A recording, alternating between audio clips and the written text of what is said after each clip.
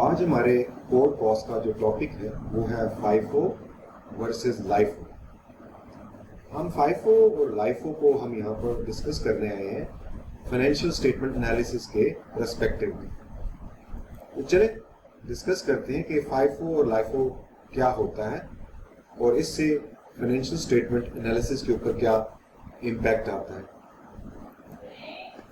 बुनियादी तौर पे फाइफो और लाइफो ये इन्वेंट्री को वैल्यू करने के मेथड हैं। फाइफो का मीनिंग होता है फर्स्ट इन फर्स्ट आउट और लाइफो का मीनिंग है लास्ट इन फर्स्ट आउट। अगर आप देखें, जब आप कुछ चीज़ें परचेज करते हैं और उनको अपने वेयर हाउस में स्टोर करते हैं तो उनमें जो चीज़ें होंगी, कुछ चीज़ें होंगी जो आपने पहले खरीदी होंगी और कुछ चीज़ें आपने बाद में खरीदी होंगी, तो उनकी जो प्राइसेस हैं वो आपकी इन्वेंट्री की वैल्यूएशन पे उनका असर होता है। फॉर एग्जांपल, अगर मार्केट में इन्फ्लेशन है कि कीमतों में इजाफा हो रहा है, तो अगर आप इन्वेंट्री में वो वाली आइटम्स को लेके जाएंगे जो आपने पहले खरीदी थी तो वो डेफिनेटली सस्ती होंगी। तो आपकी जो इन्वेंट्री होगी जिसको आप बाद में कॉस्ट ऑफ गुड्स सोल्ड में यूज करेंगे, तो वो आपकी जो कॉस्ट ऑफ गुड्स सोल्ड है वो उसकी जो वैल्यू होगी वो कम आएगी एज कंपेयर टू जो आजकल की कीमतें हैं। तो और अगर आप उस इन्वेंट्री में वो चीजें लेते हैं जो आपने लास्ट में खरीदी है तो वो फिर क्या होंगी, उनकी प्राइसेस डेफिनेटली ज्यादा होंगी। तो इस तरह से आपकी जो कॉस्ट ऑफ गुड सोल्ड है उसमें उसकी वैल्यू ज्यादा आ जाएगी। तो आप देखिए, अगर आप अपनी सेल में से कॉस्ट ऑफ गुड जो महंगी वाली है उसको माइनस करते हैं तो आपका जो ग्रॉस प्रॉफिट है वो डेफिनेटली कम आएगा। तो इसका क्या मतलब हुआ? इसका मतलब हुआ कि लाइफो और फाइफो से आपकी ग्रॉस प्रॉफिटेबिलिटी पे इम्पैक्ट आता है। तो चले हम इनको डिस्कस करते हैं, फाइफो और लाइफो को थोड़ा डिटेल के साथ। तो जैसे अभी हमने डिस्कस किया कि फाइफो जो होता है उसको कहते हैं फर्स्ट इन फर्स्ट आउट। तो फाइफो के तहत जो पुरानी इन्वेंट्री होती है उसको हम पहले बेचते हैं।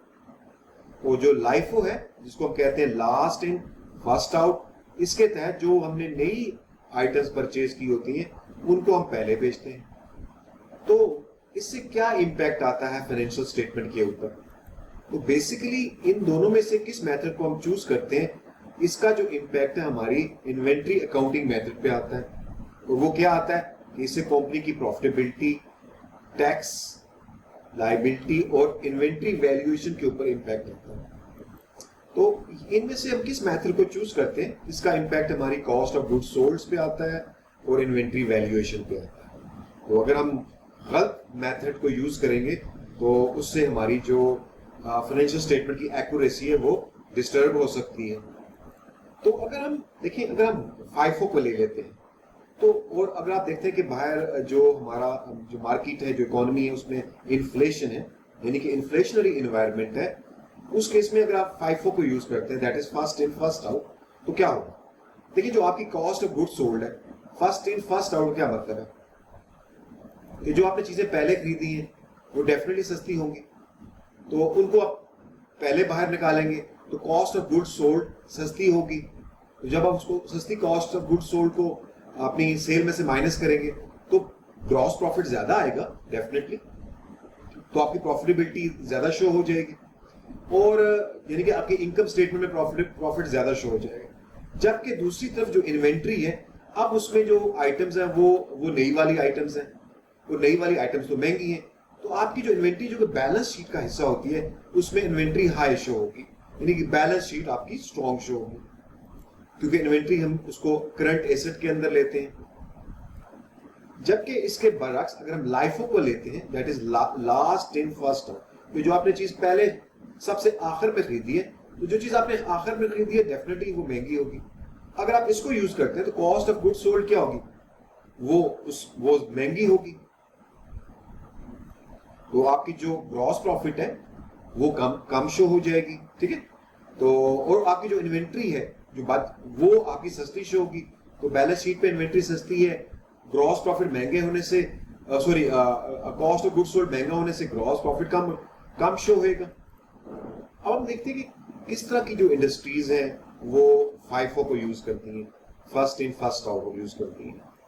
तो इसमें एक इंडस्ट्री फूड इंडस्ट्री आ सकती है, जिसमें रेस्टोरेंट्स हैं, सुपरमार्केट्स हैं और फूड मैन्युफैक्चरर्स हैं। ये फाइफो को यूज करेंगे, क्यों कि इससे क्वालिटी एंड सेफ्टी उनकी जो प्रोडक्ट की है वो मेंटेन रहेगी। इसी तरीके से जो रिटेलर्स हैं वो फाइफो को यूज करेंगे, क्योंकि रिटेलर्स वो रिटेलर्स जिनके पास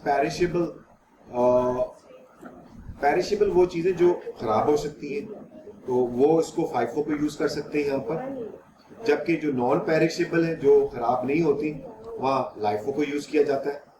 इसी तरह से फार्मास्यूटिकल कंपनीज अपनी इफेक्टिव मैनेजमेंट, मेडिकेशन मैनेजमेंट के लिए भी, ताकि जो उनकी जो मेडिसिन है उसमें एक्सपायरेशन का प्रॉब्लम होता है, उससे बचने के लिए वो फाइफो को यूज कर सकती हैं। और इसी तरह वेयर हाउसिंग और डिस्ट्रीब्यूशन वाले to keep the inventory moving efficiently, वो भी फाइफो को यूज कर सकते हैं। तो ये फिर लाइफो कहाँ पर यूज होता है, अब हम इसको देखते हैं। जैसे कि अभी हमने डिस्कस किया कि वो मैन्युफैक्चरिंग जो कि नॉन पेरिशेबल आइटम्स को डील करती हैं, जो चीजें खराब नहीं होती, वो लाइफो को यूज कर सकती हैं। यानी वो चीजें जो ऑब्सलीट नहीं हो सकती, वो यूज कर सकती हैं लाइफो को। अच्छा, लाइफो के केस में ना आपको टैक्स ऑप्टिमाइजेशन मिलता है, आपको टैक्स का एडवांटेज मिलता है। स्पेशली जो यूएस की कंपनीज हैं, जब इन्फ्लेशन होती है यानी कि कीमतें बढ़ रही होती हैं, तो वो लाइफो को प्रेफर करती हैं, क्योंकि इससे उनको टैक्स का एडवांटेज होता है। आप देखिए ना, लाइफो में क्या है, अगर मार्केट में, इकोनॉमी में इन्फ्लेशन है, चीजें महंगी हो रही हैं, तो जब चीजें महंगी हो रही हैं तो आप लाइफो को यूज करेंगे, तो लास्ट इन फर्स्ट आउट, जो लास्ट वाली चीज होगी वो महंगी होगी, तो कॉस्ट ऑफ गुड्स सोल्ड महंगी होगी, उससे आपका ग्रॉस प्रॉफिट कम आएगा। जब प्रॉफिट कम आएगा तो आपको टैक्स कम देना पड़ेगा। तो इस तरह से आपको टैक्स एडवांटेज मिल जाता है लाइफो को यूज करके ड्यूरिंग द इन्फ्लेशन। इसके पैरेलल एक और मेथड भी है, जो आप कह सकते हैं कि फाइफो और लाइफो की जो प्राइसेस हैं, उनके बीच की प्राइस को आप कंसिडर कर सकते हैं। तो यानी कि एवरेज प्राइस को कंसिडर कर सकते हैं। तो जो इन दोनों के बीच में, उसको वैक कहते हैं, WAC, वैक, वेटेड एवरेज कॉस्ट। ये क्या करता है, ये एवरेज लेता है सारी आइटम्स की, इन्वेंट्री में जितनी भी आइटम्स है उसकी एवरेज को कंसिडर करता है। उसका जो मेन एडवांटेज है कि ये बहुत सिंपल है, और चूंकि ये एवरेज है तो इसमें वो जो इन्वेंट देखे ना, चीजें से कीमतें जब बढ़ रही होती है तो उसमें फ्लक्चुएशन आपको ज्यादा फील हो रही होती है। आप कहते हैं कि भाई अभी चीज सस्ती थी, अब महंगी हो गई है, तो इसके पैरेलल ये जो वैक है, इसमें फ्लक्चुएशन इतनी ज्यादा फील नहीं होती। ये इसके एडवांटेजेस में आता है। लेकिन जो इसका डिसएडवांटेज है कि ये अनरियलिस्टिक है। ये क्या करता है, ये इसमें हम तो सब अज्यूम करते हैं कि सारी आइटम्स एक जैसी हैं, जबकि रियलिटी में ऐसा नहीं होता। आइटम सारी, हमारी जो इन्वेंट्री सारी आइटम एक जैसी नहीं होती। तो वैक के लिए जरूरी है कि आइटम्स एक जैसी हो, तो आप इसको यूज कर सकते हैं। तो कुछ हम फाइनेंस के अंदर ना हम समझते हैं कि जो वेरिएशन है वो अच्छी चीज नहीं है, ठीक है। तो इस केस में हम वैक को पसंद करते हैं। तो लेकिन इसमें जिसमें मेन डिसएडवांटेज है कि ये फिजिकल फ्लो ऑफ गुड्स को शो नहीं करता। देखिए ना, जैसे अगर सपोज वो वाली इंडस्ट्री जिसमें जो इन्वेंट्री और पेरिशेबल है, खराब होने वाली है, ठीक है, तो वैक उसको सही नहीं शो करता। उसमें क्या चीज, देखिए लॉजिकल क्या लगेगा उसको, लॉजिकल ये लगेगा ना जो पेरिशेबल, कि भाई जो चीज पहले खरीदी है उसको जल्दी आप आउट करें, उसको जल्दी सेल आउट करें, कॉस्ट ऑफ गुड में उसको जल्दी शामिल करें। तो ये जो वैक है, ये इतना आप कह सकते हैं फिजिकल फ्लो को रिप्रेजेंट नहीं करता। और इसी तरीके से ये उतना टैक्स बेनिफिट नहीं देता जितना लाइफो देता है इन्फ्लेशन के अंदर। लेकिन जहां तक एक्सपीरियंस का ताल्लुक है कि मैन्युफैक्चरिंग के अंदर वैक को नॉर्मली यूज किया जाता है, क्योंकि फ्लक्चुएशन को कोई बंदा पसंद नहीं करता। वो फ्लक्चुएशन जो है, वो उस फ्लक्चुएशन के केस में ना आपको जो एनालिस्ट है उसको जरा डेप्थ में जाकर देखना पड़ता है कि इसमें फ्लक्चुएशन क्या है, तो ज्यादा डिटेल स्टडी करनी पड़ती है। जबकि वैक में जरा फ्लक्चुएशन कम है तो एनालिस्ट जरा कंफर्टेबल फील करता है। तो इस तरीके से अगर आपने डिफरेंट सप्लायर से चीजें ली हैं तो उसकी वजह से भी प्राइसेस में फ्लक्चुएशन वो आपको नजर आएगी, तो वो उसको भी स्मूथ कर देता है वैक का मेथड जो है। आप देखें, आप कुछ सप्लायर से आप ज़्यादा चीज़ें लेते हैं, कुछ से कम लेते हैं, तो उनकी प्राइसेस में भी डिफरेंस होता है।